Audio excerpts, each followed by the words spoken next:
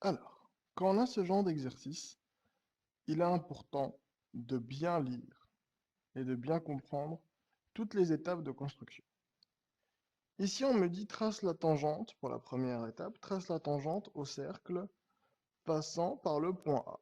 Ok? Donc forcément, on nous parle d'un cercle et d'un point A. Est-ce que c'est possible de le faire en première étape? Non, parce qu'on n'a pas de point A et on n'a pas de cercle. Donc il nous manque deux éléments pour pouvoir faire cette étape. À l'étape B, trace le cercle de centre M passant par les trois sommets du triangle. Là, on nous parle d'un cercle qu'on pourrait construire, donc forcément la B viendra avant la A, mais on nous parle d'un triangle et on n'a pas encore de triangle. Trace les médiatrices des segments AC et BC, nomme M le point d'intersection des deux médiatrices. La même chose, on nous parle de segments AC et BC, et je n'ai toujours pas euh, de segments AC et C pour pouvoir tracer leur médiatrice. D. Trace un triangle ABC isocèle en A. Ok. Là, c'est possible parce qu'on nous demande rien de spécial. On nous demande de tracer un triangle isocèle en A. Donc, ça pourrait être éventuellement la première étape. Mais on va lire quand même la dernière. Nomme D l'intersection de la médiatrice de AC et de la tangente du cercle. Ok. Là aussi, on nous parle de la médiatrice et de la tangente. Donc, forcément, ça ne pourrait pas être cette étape-ci.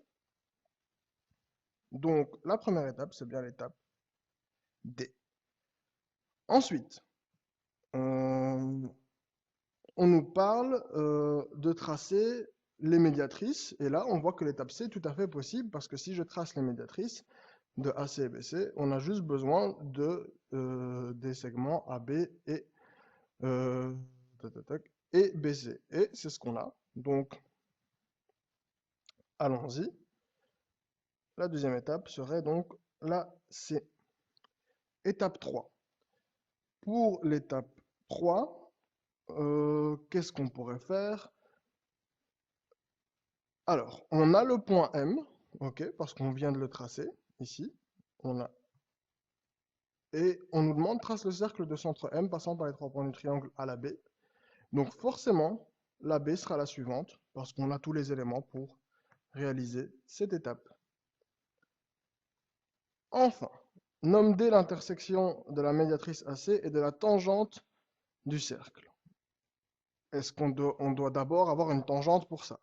Et la A, on nous dit quoi? Trace la tangente au cercle passant par le point A. Forcément, on a besoin de la tangente pour faire la E, et on doit faire cette tangente à l'étape A, donc on va faire d'abord l'étape A, et ensuite l'étape E.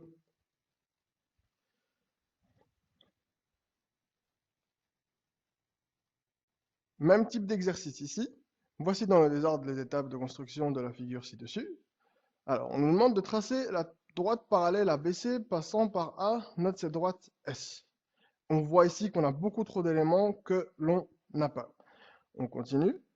Trace le cercle de centre D passant par B. Même chose ici, j'ai beaucoup d'éléments que je ne connais pas. Trace une perpendiculaire à la droite S, même chose ici. Je vois directement que j'ai des éléments que je n'ai pas. Nomme D l'intersection des droites S et T, même chose. Donc forcément, trace un triangle scalène ABC. Et bien là, on peut tout à fait réaliser un triangle scalène sans rien avoir comme autre élément. Donc je mets E comme étape 1. Ensuite, trace la droite parallèle ABC passant par A. Ben, si j'avais que le triangle ABC, je pourrais tout à fait faire une parallèle ABC passant par A et je pourrais tout à fait nommer cette droite S.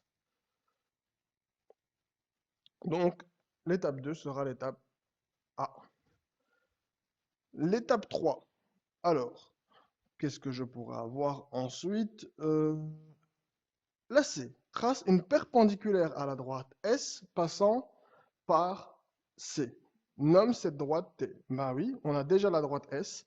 On a déjà euh, le point C. Donc forcément, je peux tout à fait réaliser cette étape. Donc étape 3 sera l'étape C.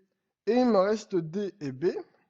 Nomme pour le B, c'est trace le cercle de centre D passant par B. Je n'ai toujours pas de point D dans les 3 étapes précédentes. Nomme D l'intersection des droites S et T, ça c'est tout à fait possible à réaliser. Et en plus, ça me permettra de réaliser la dernière étape, tracer le cercle de centre D passant par B, donc B. Donc E, A, C, D, B. Voici dans le désordre les étapes de construction de la figure ci-dessous. Nomme E le milieu de AB, nomme F le milieu de DC. Très compliqué à réaliser parce que je ne vois pas où est AB, je ne vois pas où est DC. Étape B, trace un rectangle ABCD. Ça, c'est tout à fait réalisable en étape 1, donc pourquoi pas. Je vais quand même lire les deux autres. Trace le cercle de centre G passant par les points E et F. Je n'ai pas de centre pour le moment et je n'ai pas de points E et F. Trace les diagonales du rectangle, nomme G leur point d'intersection. On voit aussi directement que ça va être compliqué. Donc la première étape sera l'étape B. Ensuite, trace le cercle de centre G, ce n'est pas possible. Trace les diagonales du rectangle, c'est possible. Donc,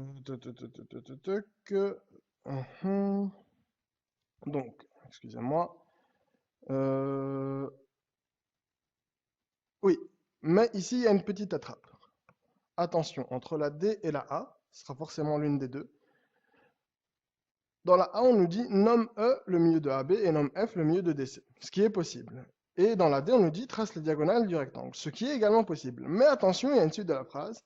Dans la phrase, il y a une deuxième phrase, pardon, nomme G leur point d'intersection. Les points E, F et G sont alignés. Donc forcément, ça présuppose que les points E et F existent déjà. Mais on n'a pas encore les points E et F si on n'a pas réalisé l'étape A. Donc forcément, ce sera d'abord l'étape A et ensuite l'étape D. Et forcément, la dernière étape sera l'étape C.